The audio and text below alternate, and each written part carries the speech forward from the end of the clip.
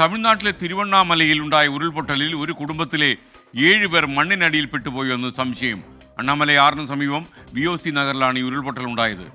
വിഴുപ്പുറത്ത് ട്രാക്കിൽ വെള്ളം കയറിയതുകൊണ്ട് 10 ട്രെയിൻ പൂർണ്ണമായും റദ്ദാക്കിയെന്നും ചെന്നൈയിൽ നിന്നും വാർത്ത വരുന്നു. മുഹമ്മദ് റഹീസ് ചെന്നൈയിൽ നിന്നും ചേരുകയാണ്. Good morning Rahees.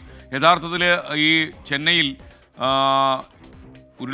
ഉരുൾപൊട്ടൽ ഉണ്ടായി എന്ന് പറയുന്ന തിരുവണ്ണാമലയിൽ നിന്നുള്ള ഏറ്റവും ലേറ്റസ്റ്റ് അപ്ഡേറ്റ്സ് എന്താണ്?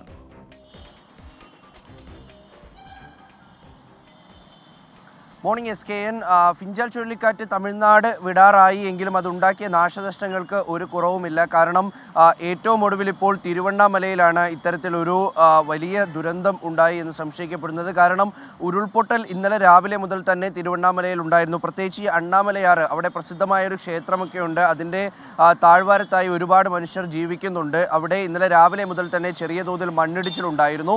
അങ്ങനെ കുറേ പേരെ അവിടെ നിന്നൊക്കെ മാറ്റി പാർപ്പിച്ചിരുന്നു. പക്ഷേ വീണ്ടും അവിടെ നിന്ന് പോകാൻ തയ്യാറാകാത്ത 2-3 കുടുംബങ്ങൾ അവിടെ താമസിച്ചിരുന്നു. ഇതിൽ 3 വീടുകളിലേക്കാണ് ഇന്നലെ വൈകിട്ടേക്ക് ഒരു കൂറ്റൻ പാറ വന്ന് വീഴുകയും ഒപ്പം തന്നെ കുറേ മണ്ണ് ഈ വീടിന് മുകളിലേക്ക് വന്ന് ഈ വീടുകളൊക്കെയും ഏതാണ്ട് പൂർണ്ണമായും മൂടുന്ന ഒരു സ്ഥിതി ഉണ്ടായത്. ഇന്നലെ രാത്രിയോടുകൂടിയാണ് ഇതിലെ ഒരു വീട്ടിലെ ആളുകളെ കാണാനില്ല എന്നുള്ള വിവരം പുറത്തേക്ക് വരുന്നത്.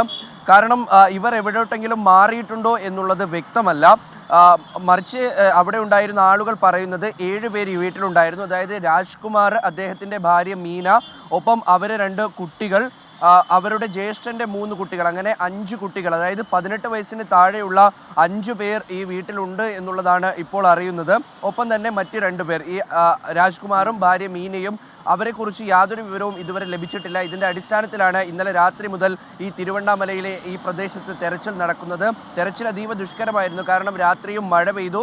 ഒപ്പം തന്നെ വഴിയൊക്കെയും റോഡുകളൊക്കെ തകർന്നതിനാലും ചെളിക്കുണ്ടുകളായതിനാലും ഈ JCB ഉൾപ്പെടെയുള്ള വാഹനങ്ങൾക്ക് അങ്ങോട്ട് കടക്കാൻ കഴിഞ്ഞിട്ടില്ല. അത്തരത്തിലൊരു പരിശോധനയ്ക്ക് ഇതുവരെയും സാധിച്ചിട്ടില്ല. നിലവിൽ NDRFിൻ്റെ 30 അംഗ ടീം ഈ സ്ഥലത്തുണ്ട്. ഒപ്പം തന്നെ SDRFിൻ്റെ ഒരു സംഘം കൂടി ഇവിടെയുണ്ട്. കളക്ടറും ഒപ്പം SP യും നേരിട്ടെത്തിയാണ് രക്ഷാപ്രവർത്തനങ്ങൾക്ക് നേതൃത്വം നൽകുന്നത്. പക്ഷേ ഇപ്പോഴും ഒരു ആശാവഹമായിട്ടുള്ള ഒരു കണ്ടെത്തൽ ഉണ്ടായിട്ടില്ല. 2 തരത്തിലാണ് ഇപ്പോൾ SP യും കളക്ടറും അടക്കം പറയുന്നത്. കാരണം ഒരുപക്ഷെ ഇവരുടെ ബന്ധുക്കളുടെ ഏതെങ്കിലും വീടുകളിലേക്ക് പോയിട്ടുണ്ടാകാം. അല്ല എന്നുണ്ടെങ്കിൽ ഇവർ ഈ മണ്ണിനടിയിൽ ഉണ്ടായിരിക്കാം. അങ്ങനെ ഒരു വ്യാപകമായ തെരച്ചിൽ ഈ മേഖലയിൽ നടക്കുകയാണ്. നേരത്തെ പറഞ്ഞു വന്നത്, ഈ ചുഴലിക്കാറ്റുണ്ടാക്കിയ ഒരു ഭീതി വലിയ തോതിൽ ഉണ്ടാക്കിയില്ല പല ജില്ലകളിലും. പക്ഷേ ഈ പറയുന്ന വിഴുപ്പുറം, പുതുച്ചേരി, കടലൂരിൻ്റെ ഒരു ഭാഗം, കള്ളക്കുറിച്ചി, ഒപ്പം തന്നെ തിരുവണ്ണാമല ഭാഗങ്ങളിലൊക്കെയും വലിയ നാശനഷ്ടമാണ് ഉണ്ടാക്കിയിരിക്കുന്നത്. വിഴുപ്പുറത്തൊന്നും ജനജീവിതം 2-3 ദിവസത്തേക്ക് സാധാരണഗതിയിലാകാൻ ഒരു നിലയ്ക്കും കഴിയാത്ത തരത്തിലേക്ക് മഴ പെയ്തിട്ടുണ്ട്. ഒപ്പം തന്നെ പുതുച്ചേരിയിലും ഇന്നലെയൊക്കെ നമ്മളെ പോലും പലരും വിളിക്കുന്നുണ്ടായിരുന്നു പുതുച്ചേരിയിലെ അവസ്ഥ അറിയാനായിട്ട്.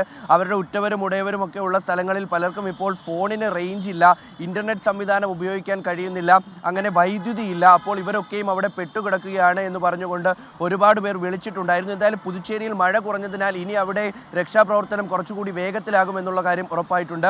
വിഴുപ്പുറത്ത് ട്രാക്കുകളിലൊക്കെയും വെള്ളം കയറിയതിനാൽ റെയിൽ ഗതാഗതം സാരമായി തന്നെ ബാധിച്ചിട്ടുണ്ട്. 10 ട്രെയിനുകളാണ് റദ്ദാക്കിയത്.